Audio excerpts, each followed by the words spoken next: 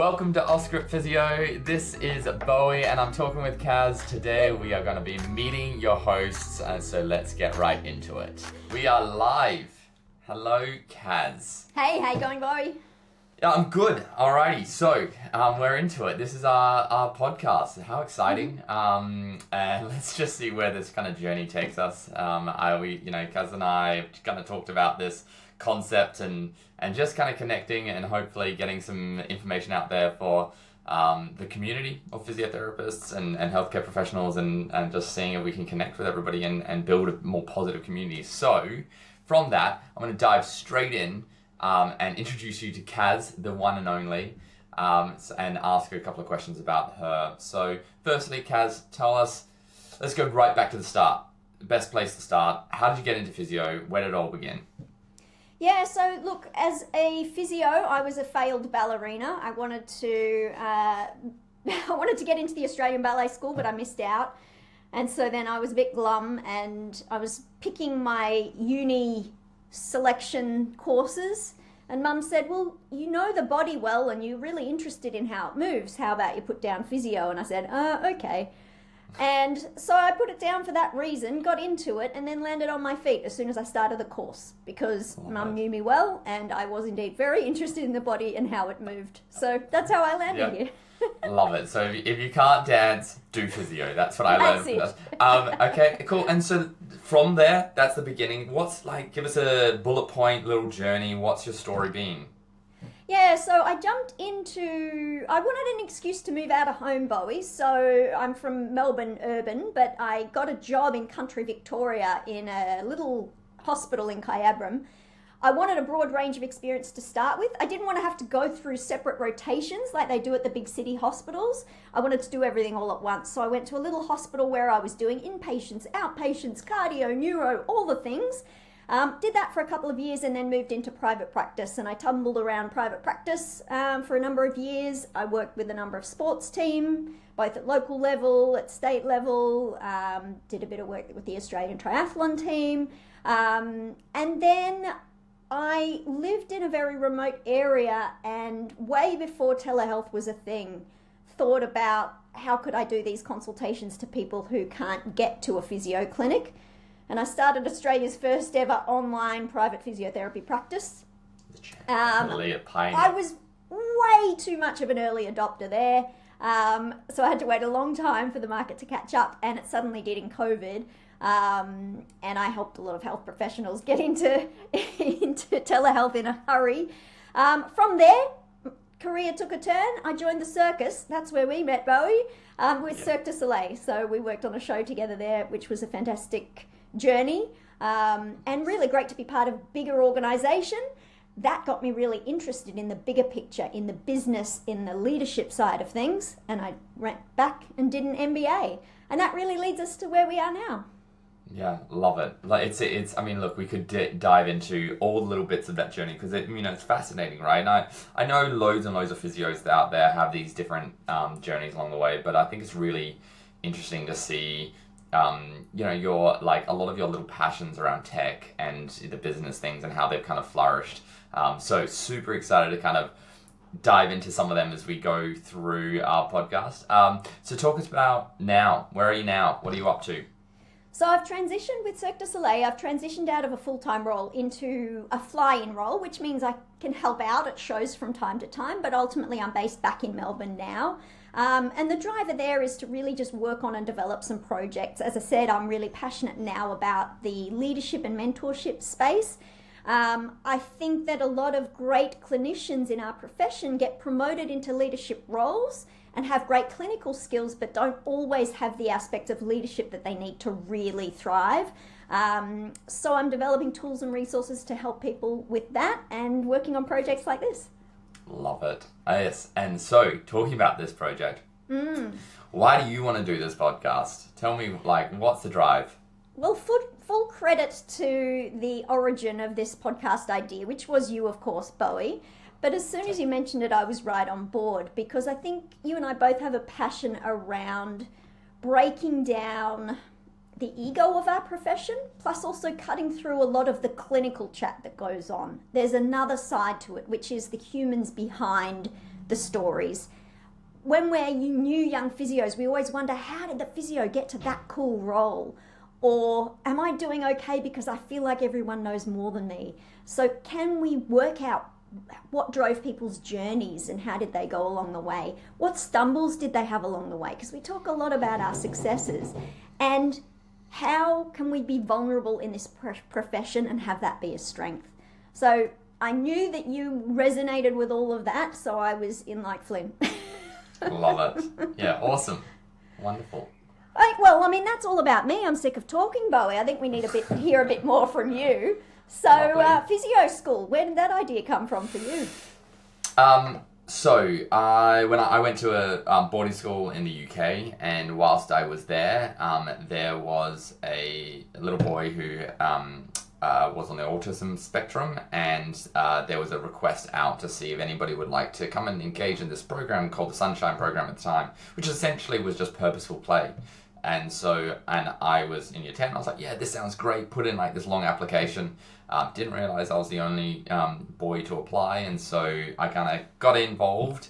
And just over the coming 2 years, I was able to just do things with this boy and just start to like play and see him kind of come out of his shell and grow and develop in all these ways. And so it got me really interested in this concept of essentially like caring and helping, but through differing tasks and differing approaches to things. That combined with doing a lot of sports, when kind of physio came around, I was like, yeah, I love this idea of a journey with people rather than necessarily diagnostics, just diagnostics. So that kind of edged me towards physiotherapy. Same thing for me. I had my brother suggest to me, when I was talking about it, go, well, that sounds like physio. And I was like, cool. I put that down, and yeah, I was I felt very fortunate to get into the course, and it was exactly where I needed to be. I really loved it. And if there's something I know about you, Bowie, it's that you have ranging passions, but go very deep and full hard in on all of them. You've had such a range of aspects of your career. What are some of the areas that you've worked in that's gotten you to this point? Yeah, a range of passions is probably a good way to put it, because I love jumping around, and I've done a variety of different things, because I think of the excitement of physiotherapy is like all the different areas we can kind of touch on. So I did my double degree, physio exercise sports science, came out, went into a private practice. During that time, I saw an opportunity to start working a little bit of Paralympic sports. So I was working with Wheelchair Sports WA at the time. And then I became a Paralympic classifier in athletics during private practice. After 2 years or 2.5 years, I was like, right, I want to learn more. And this is where and it like sits with us, this sense of like, maybe, I don't know everything, and I want to be better, and I need more. I'm treating these patients, and am I doing the best, and all that kind of that imposter syndrome, that vulnerability. And so I went, oh great, I'll do a master's degree, I'll learn everything I need to know, and that'll be it. And so I went back and did my master's full time. Came out probably maybe a little bit more confused than I went in, and then applied for Department of Defence, and been worked at a variety of different bases around Perth, mainly with jet fighter pilots. I was working weekends in the emergency department as a support physiotherapist, as secondary contact physio, and then I got the call to go to Cirque du Soleil for the first time. And 4 weeks later, I was in Egypt working with one of the shows. COVID hit, came back home. That was a real interesting process as well, just this sense of like job change and what my expectations were around that job. But I was very fortunate that I could come back and work for the Department of Defence again, and in another emergency department, like I just walked straight back in. Then called up and ran away for the circus for the second time. And that's where you and I met, Kaz, and that was, we could talk all the stories about that kind of relaunching. Maybe that's another episode one day. What a journey. The themes in there, there were certainly drivers of just wanting to help people. This is why we need people like you in our profession. You really wanted to help people. When you found something you were interested in, you went deep and you upskill really quickly and solidly, but yet you still have this human vulnerability of, but what more? How can I be better? And that's that so sums you up, Bowie. Where are you at now? What are you working on? So yes, I left Cirque almost 2 years ago now. It was a very, very hard decision, but I left for the purpose of coming home and kind of setting up roots in my personal life after traveling for 3 years. And so I came back, and I've now moved into an advanced scope physiotherapist role in the emergency department, which has been a whole other challenge. I'm working across 2 hospitals.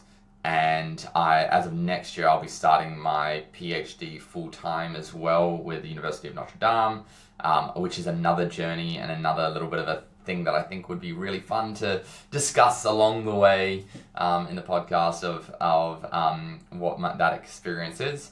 And so, yeah, just loving this kind of little balance between a little bit of a researcher, a little bit of a clinician, and I do some lecturing and stuff on the side as well.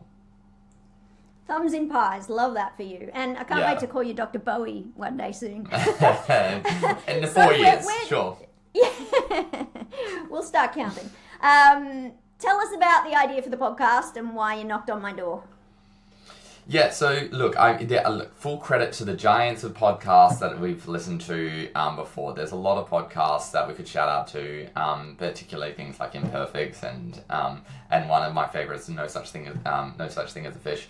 A lot of these podcasts give this sense of like comedy, fun, and engagement, and feel like you're there with them, but also this the vulnerability and the connection.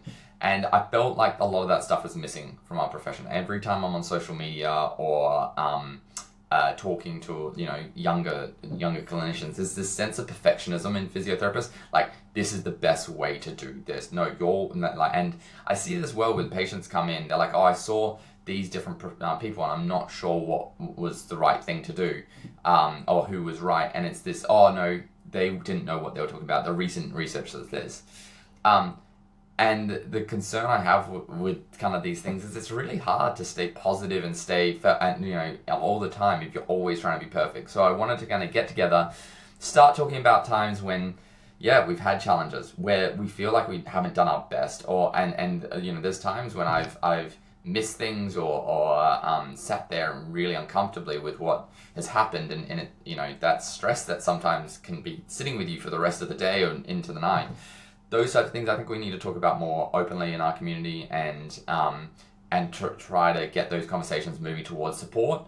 And I think there's definitely within the allied health profession maybe lack of a career trajectory support network, right? We all are trying to move on to the senior role or to the next thing, and just having those conversations around the challenges along the way I thought would be really lovely, and just to connect with some wonderful physios. So that's I guess a lot of the drive. Love it. We had a little bit of magic when we worked together, that's for sure. We somehow intersected having fun, being really productive, and really trying to make a bit of a difference in what we were doing. And so I think we wanted to replicate that here, and look, so far so good. So please follow along with us. We are really going to delve deep and enjoy this process. And let's check back in, Bowie, in a little bit of time and see if we're on track and achieving all the goals we set out for this podcast. Yes, and you'll probably notice as we go along the way, Kaz will keep us on track and moving through, and I'm going to try at every single corner to try and take us off in different tangents. And so it'll be really lovely for us to come back together, connect, and talk a lot about some of the experiences and stories we've had. But yes, on to the podcast.